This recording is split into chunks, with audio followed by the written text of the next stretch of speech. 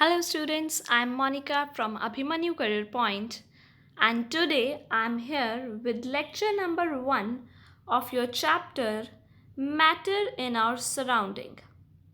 So, as the name of chapter indicates, matter सबसे पहले तो मैटर होता क्या है और उसके बाद हमारी सराउंडिंग में क्या क्या मैटर है और क्या क्या मैटर नहीं है, वेरी इंपॉर्टेंट। और मैटर क्या क्या है, कितने कितने टाइप्स का है, कैसे इंटर कन्वर्ट करते हैं, ये सारी चीज़ों को हम इस चैप्टर में डिस्कस करेंगे। तो सबसे पहले फोकस करते हैं बच्चे मैटर पे। मैटर क्या होता है? मैटर एक ऐसी चीज है, एनीथिंग, कुछ भी, दैट ऑक्यूपाइज सम स्पेस, जो कुछ स्पेस को ऑक्यूपाई करे, that is called a matter. जिसका कुछ मास हो, anything that occupies space and have some mass is called matter. For example, you might be seeing this video in your phone, then phone is occupying some space in your hand, that means it is a matter. Even you, wherever you are sitting, you are occupying some space and you have some mass, that means you are a matter. Even air है जो हमारे around, उसने भी क्या है, जगह को occupy कर रखा है ना, उसका भी कुछ मास है, गैसेस का मिक्सचर है और गैसेस का क्या है, कुछ मास है।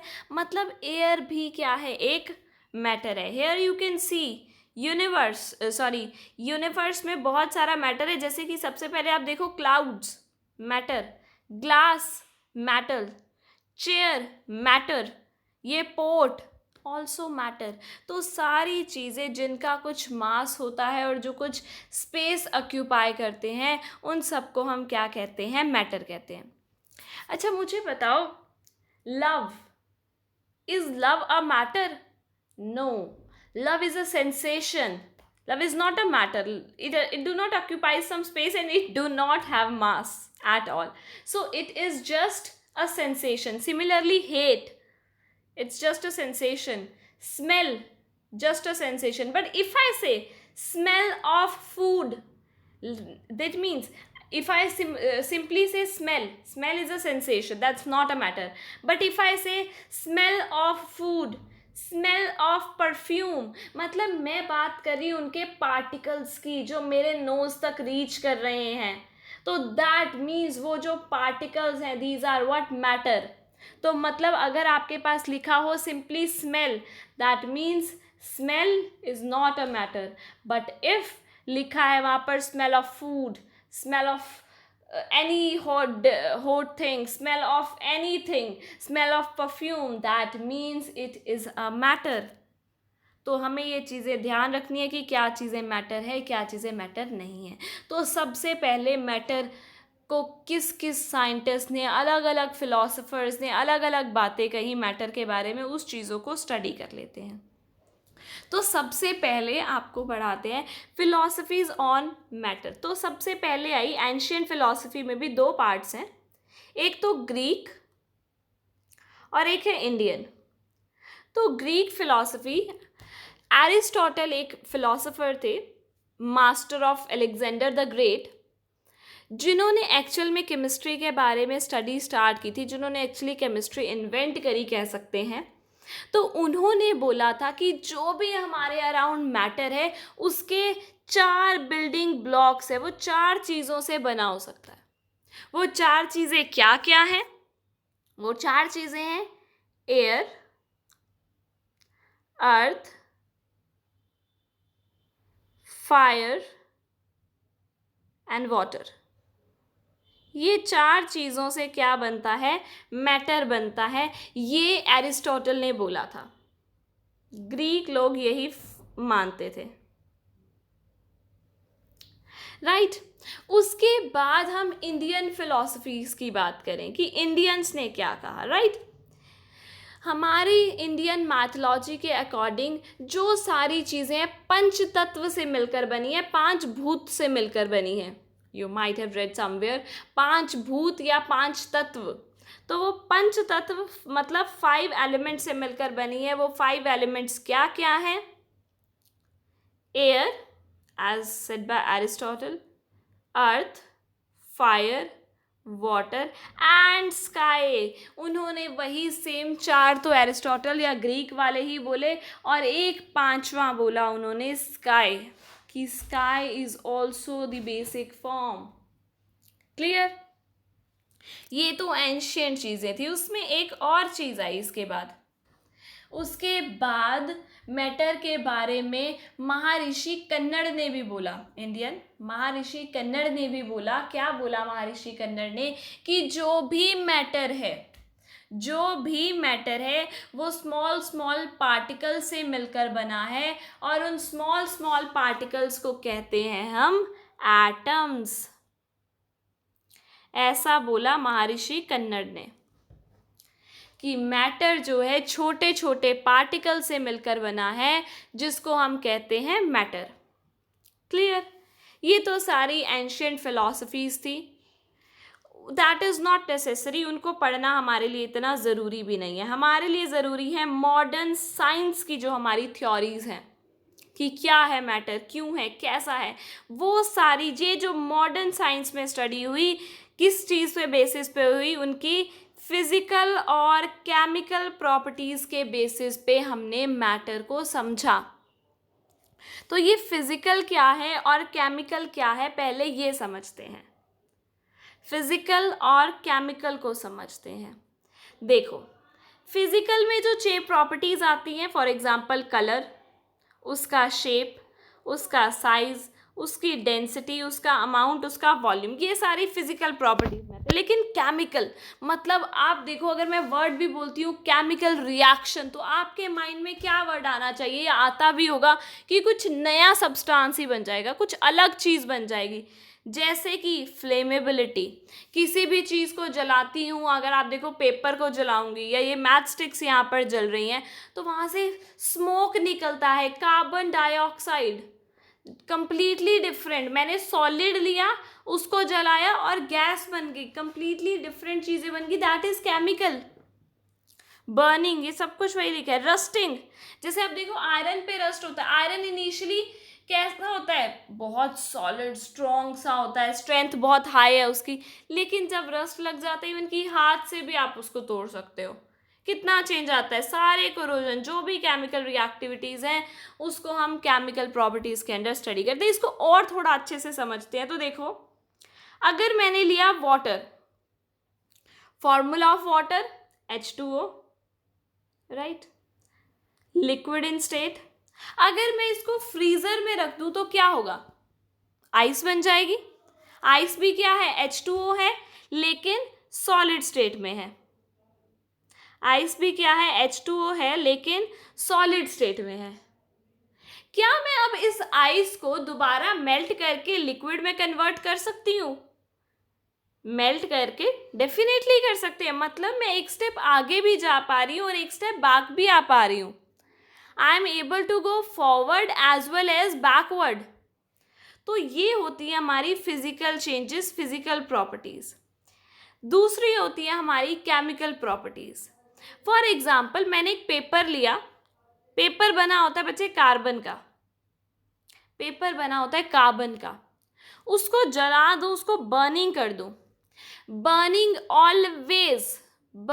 Always take place in presence of oxygen. मान लो मैंने इसको बर्न कर दिया, तो I think you can see कि क्या बनेगा, carbon dioxide. It will form carbon dioxide. Smoke निकलता है ना जब हम जलाते हैं। तो अब मुझे एक चीज़ बताओ, क्या ये जो कार्बन डाइऑक्साइड बनी है, इसको मैं एक डब्बे में बंद कर दिया, क्या मैं इससे दोबारा से पेपर बना सकती हूँ? मैंने इनिशियली पेपर लिया था, पेपर को जलाया था, क्या उस कार्बन डाइऑक्साइड से मैं दोबारा से पेपर बना सकती हूँ? नहीं बना सकती। मतलब मैं एक स्टेप आगे जा सकती हूँ, पर एक स्टेप वापस नहीं आ सकती हूँ। These are called as chemical properties, chemical changes. So in your class 9th, we have to discuss only about physical properties and not about chemical properties. Chemical properties के बारे में जो मेन डिस्कशन होगा वो हमारा 10th क्लास में होगा। तो अभी हमें सिर्फ फिजिकल प्रॉपर्टीज़ पे फोकस करना है कि फिजिकली मैटर क्या है, मैटर किन किन चीज़ों से बना है, मैटर को अगर पानी में डिसॉल्व करूंगी तो क्या है, मैटर की फिजिकल स्टेट्स के बारे में हम पढ़ेंगे, सिर्फ फिजिकल प्रॉपर्टीज। क्लियर?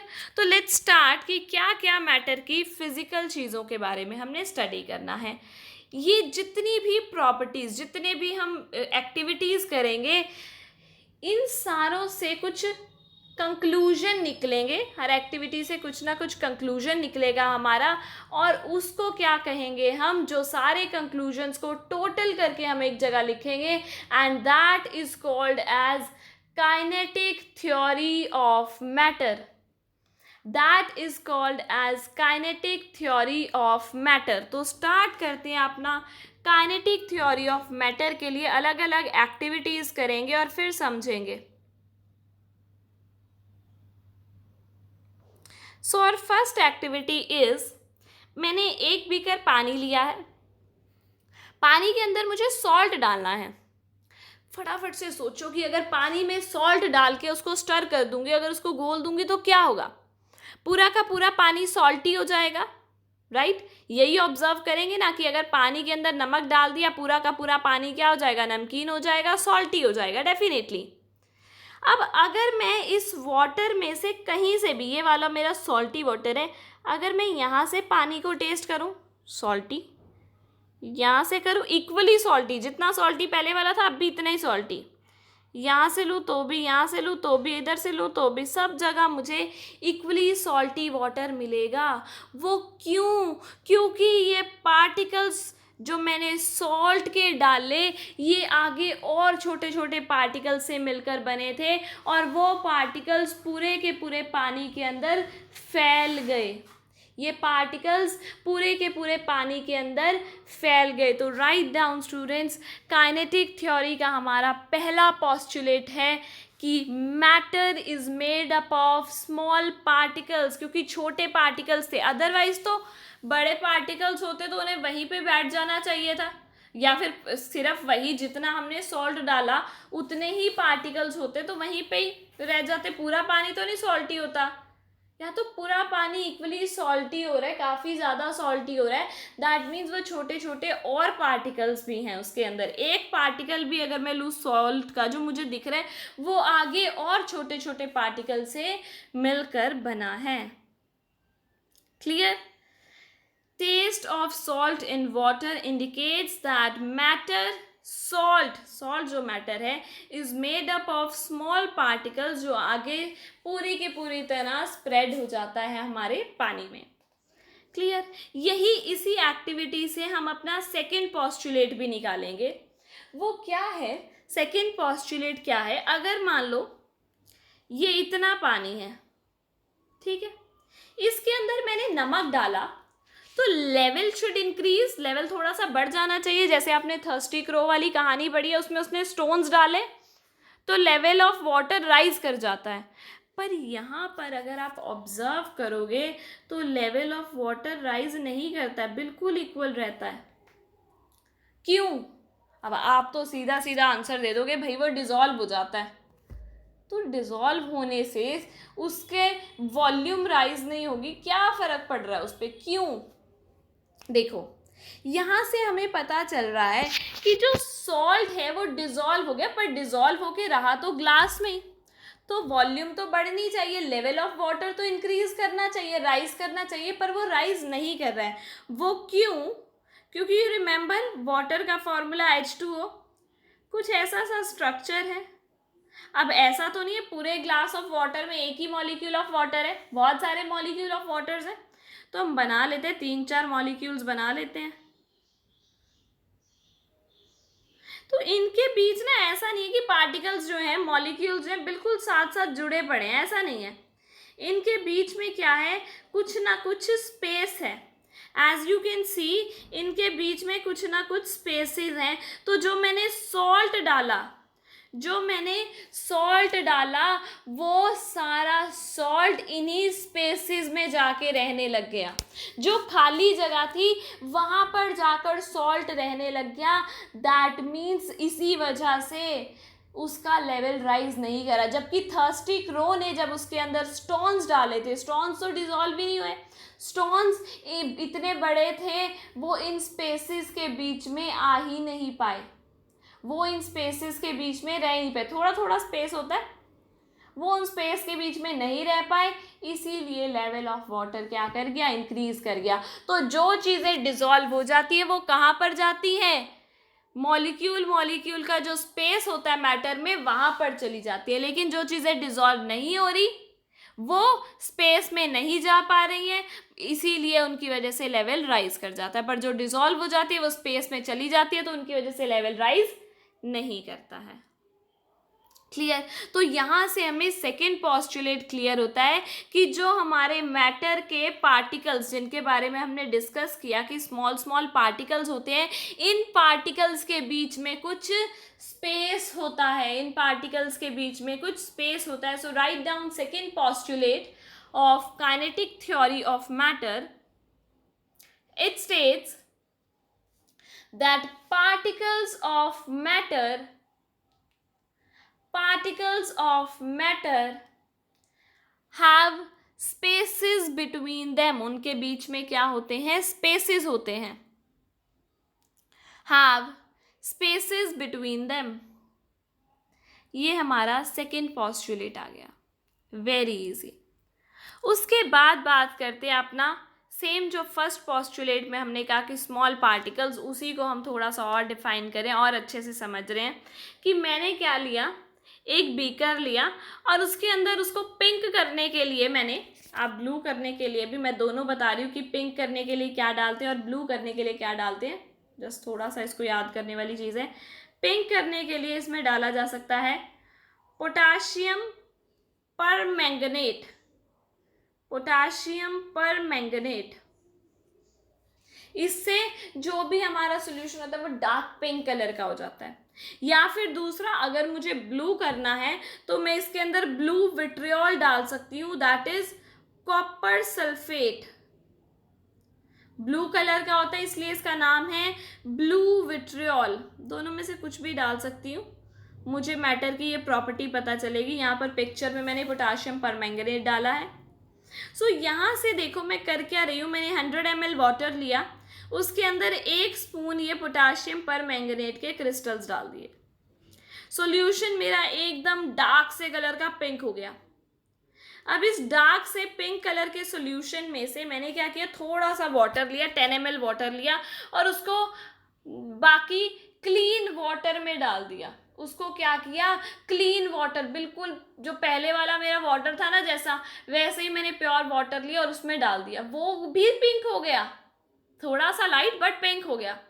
फिर मैंने वो दूसरा वाला जो मेरा बीकर आया, ये वाला, इसमें से भी मैंने 10 ml लिया और फिर आगे साफ पानी में डाल दिया, वो भी पिंक हो गया लेकिन थोड़ा सा लाइट। फिर इसमें से 10 ml लिया, फिर इसमें डाल दिया मैंने प्योर में, ये भी पिंक हो गया। मतलब मैंने देखो 1 स्पून क्रिस्टल्स लिए, मैंने सिर्फ 1 स्पून क्रिस्टल्स लिए और उससे मैंने कितने सारे वाटर को कलरफुल कर दिया। मैंने सिर्फ 1 स्पून जो है यहाँ पर क्रिस्टल्स लिए और उससे कितने सारे सॉल्यूशन को मैंने कलरफुल कर दिया। दैट मीन्स इससे हमें पता चलता है कि इसके जो पार्टिकल्स थे बहुत छोटे छोटे पार्टिकल्स थे। मैटर के जो पार्टिकल्स हैं बहुत छोटे छोटे, जो पूरे के पूरे सॉल्यूशन के अंदर कितने सारे, देखो कितना सारा वाटर इससे कलरफुल हो गया, कितने सारे वाटर में ये इवनली स्प्रेड हो गए। राइट मतलब यहाँ से हमें पता चलता है कि मैटर क्या है, बहुत छोटे छोटे पार्टिकल से मिलकर बना है। Next we have is very very very important postulate here. अगर मान लो आपके घर में कहीं, जैसे पूजा घर होते हैं हमारे घरों में, तो वहाँ पर इंसेंस स्टिक जल रही है, अगरबत्ती विच वी कॉल, वो जल रही है, तो आप देखो उसकी फ्रेग्रेंस बड़ी जल्दी हम तक पहुँच जाती है। क्यों, वाई, क्वेश्चन मार्क। अगर देखो घर में कुछ खाना बन रहा है, हम रूम में बैठे हैं, किचन में खाना बन रहा है, हमें पता चल जाता है, मोस्ट ऑफ द टाइम्स हमें पता चल जाता है कि क्या बन रहा है, क्यों। अगेन नेक्स्ट, अगर मैं पानी लूँ, पानी के अंदर थोड़ा सा मिल्क डाल दूँ, वो ही नहीं, अपने आप क्या हो जाएगा, पूरा का पूरा पानी टर्बिड सा हो जाएगा, धुंधला सा हो जाएगा, मिल्क उसके अंदर मिक्स हो जाएगा। वाई? अगर सिमिलरली जैसे आपको पिक्चर में दिख रहा है, पानी लिया मैंने, पानी के अंदर इंक डाल दी, वो भी देखो कैसे कितने सुंदर से डिजोल्व हो रही है वो उसके अंदर। क्यों? मैंने नहीं घोला है, मैंने अगरबत्ती को सिर्फ जलाया, मैं कहीं लेकर नहीं गई, वो अपने आप स्मेल ट्रेवल करके आई, अपने आप स्मेल हमारे तक आई, स्मेल को मैं तो नहीं लेके आ रही। या मैंने मिल्क को सिर्फ पानी के अंदर डाला है, मैंने स्टर नहीं किया है, मैंने डिजोल्व नहीं किया है, अपने आप हो रहा है। अगर मैं इंक को पानी में डाल दूंगी, 2 मिनट बाद देखूंगी पूरा का पूरा पानी अपने आप ब्लू होगा, मैंने स्टरिंग नहीं की है, मैंने स्टरिंग नहीं की है, मैंने सिर्फ उसके अंदर डाला है। मतलब पार्टिकल्स जो हैं ये मैटर के, वो अपने आप मूव कर रहे हैं, मैं करवाऊं या ना करवाऊं ऐसा ज़रूरी नहीं है। पार्टिकल्स जो है मैटर के वो अपने आप मूव कर रहे हैं। So this is our next postulate, particles move continuously. जो पार्टिकल्स होते हैं मैटर के वो कंटिन्यूअस मोशन में होते हैं, they move continuously in a zigzag type motion. Particles कैसे मूव कर रहे हैं? ऐसे कंटिन्यूअस मूव कर रहे हैं, like this. This is called zigzag motion और this is called zigzag motion,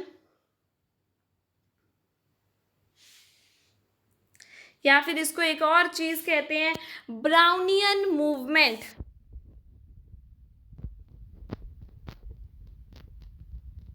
Brownian movement.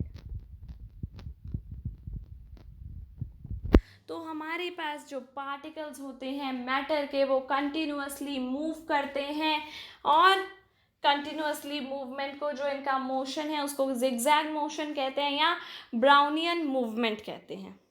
Clear? अच्छा, अब ये मूव करते क्यों हैं?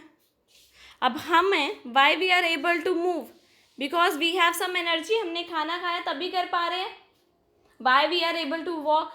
Because we have eaten some food, we have some energy in our body. तो डेफिनेटली इन पार्टिकल्स के अंदर भी क्या है, कुछ ना कुछ एनर्जी है। These particles also possess some energy, these particles also possess some energy. अच्छा, मोशन हो रहा है, मोशन की कौन सी एनर्जी होती है? सोचो, मोशन की होती है बच्चा kinetic energy, energy possessed by an object due to its motion, during its motion, उसके मोशन में जो एनर्जी होती है that is called kinetic energy. मतलब ये पार्टिकल्स मूव कर रहे हैं तो इनके अंदर जो एनर्जी है वो है kinetic energy. So write down next postulate, write down next postulate, particles of matter are in continuous motion, and this motion is called zigzag motion or Brownian movement. This motion is called zigzag motion or Brownian movement. This is due to kinetic energy possessed by the particles. Particles के अंदर क्या है? Kinetic energy है, इसकी वजह से ये particles move कर पा रहे हैं। क्लियर? ओके, काइनेटिक एनर्जी है, बहुत अच्छा पोस्टुलेट हमारा हो गया। एक और चीज़ अगर मैं सोचूं, अगर घर पे कभी गरम गरम कुछ खाना बन रहा होता है, लाइक हॉट सिजलिंग फूड बन रहा होता है, उसकी स्मेल तो मुझे बड़ी जल्दी से आ जाती है।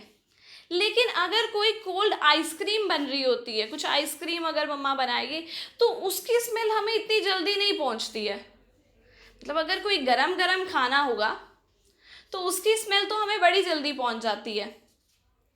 लेकिन अगर कोई ठंडा सा फूड होगा, कोल्ड फूड होगा, उसकी स्मेल, उसको स्मेल करने के लिए हमें पास जाना पड़ेगा उसके। Why? What is the reason? आपने कभी पानी को बॉईल होते हुए देखा है? जब पानी को हम हीट करते हैं, पानी को हम बॉईल करते हैं, आपको दिखता है ऐसे मूव कर रहा है, इधर उधर भाग रहे हैं पानी, आपको दिखता है? उबल रहा है, उसके ऊपर ऊपर बबल्स बन रहे हैं, मतलब जब हमने उसको हीट किया, जब हम टेम्परेचर बढ़ा रहे हैं तो उससे उसका मोशन बढ़ रहा है, और मोशन बढ़ रहा है मतलब उसके अंदर की काइनेटिक एनर्जी बढ़ रही है। तो यहाँ से हम नेक्स्ट पॉस्टुलेट लिख सकते हैं, by increasing temperature of these particles kinetic energy will be increased. Kinetic energy increase हो जाएगी जब हम टेम्परेचर बढ़ाएंगे, and kinetic energy will be decreased if temperature of particles is decreased. Very important. Next and last postulate हमको लिखना है। हमने बोला कि पार्टिकल्स के अंदर कुछ स्पेस होता है, इंटर पार्टिकल स्पेस कह सकते हैं हम उसको, इंटर मॉलिक्यूलर फोर्स स्पेस कह सकते हैं, सॉरी।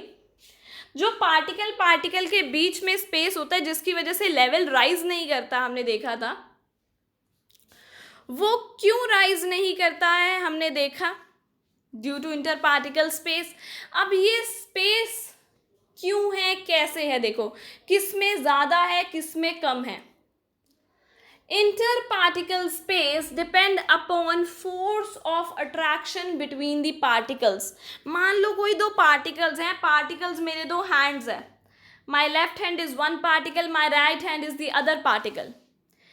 अगर इन दोनों में फोर्स ऑफ अट्रैक्शन बहुत अच्छा है, बहुत अच्छे से मैंने अपने दोनों हैंड्स को टाइटली पकड़ रखा है, अगर दोनों हैंड्स को इतने अच्छे से पकड़ रखा है तो उनमें फोर्स ऑफ अट्रैक्शन बहुत अच्छे है, तो यू कैन सी, आप इमेजिन कर सकते हो कि उनमें इंटर पार्टिकल स्पेस बहुत कम है।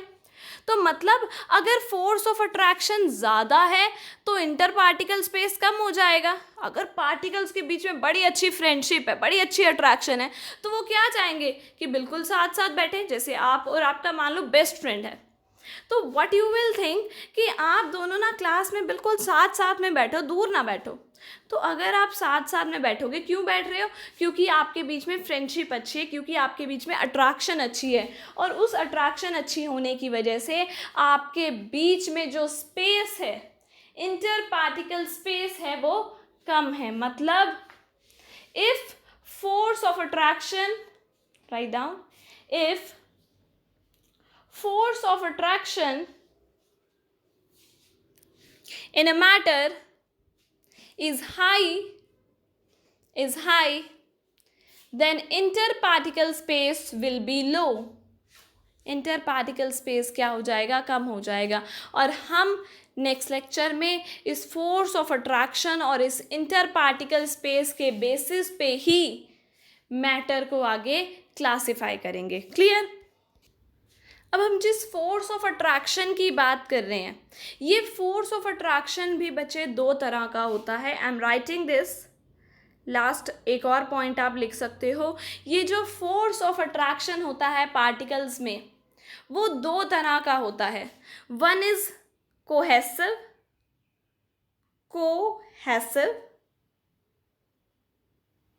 And the other one is adhesive.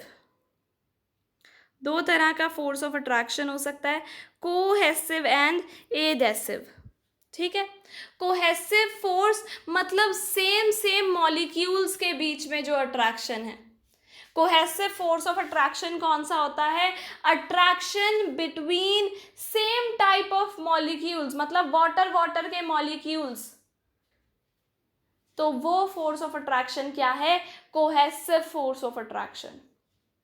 Then second one adhesive force, मतलब डिफरेंट टाइप ऑफ मॉलिक्यूल्स, जैसे वाटर का ग्लास के साथ। आप देखते हो वाटर को जब पोर करते हो तो ग्लास में डालोगे, फिर उस ग्लास को एम्प्टी करोगे अगर, तो वो ग्लास के साथ थोड़ा चिपकेगा, पानी वेट हो जाएगा ग्लास।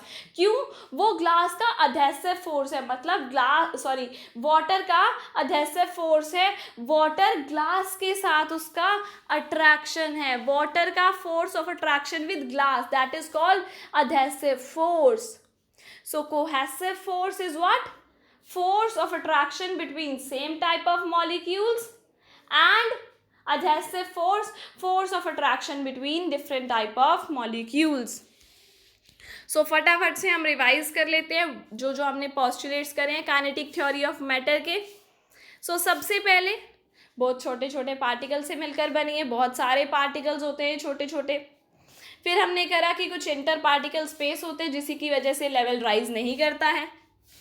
उसके बाद हमने पढ़ा कि इनमें क्या होता है, कंटिन्यूअस मोशन होता है जिसको जिगजैग मोशन या ब्राउनियन मूवमेंट कहते हैं। और जब हम ये मोशन किस वजह से है, काइनेटिक एनर्जी की वजह से है। जब हम टेम्परेचर बढ़ाएंगे तो काइनेटिक एनर्जी बढ़ जाएगी, जब हम टेम्परेचर कम करेंगे तो काइनेटिक एनर्जी कम हो जाएगी, राइट। उसके बाद लास्ट में हमने बात करी फोर्स ऑफ अट्रैक्शन के बारे में। ये जो इंटर पार्टिकल स्पेस है वो फोर्स ऑफ अट्रैक्शन पे डिपेंड करता है। अगर फोर्स ऑफ अट्रैक्शन ज़्यादा है तो इंटर पार्टिकल स्पेस कम होगा, अगर फोर्स ऑफ अट्रैक्शन कम है तो इंटर पार्टिकल स्पेस ज़्यादा होगा।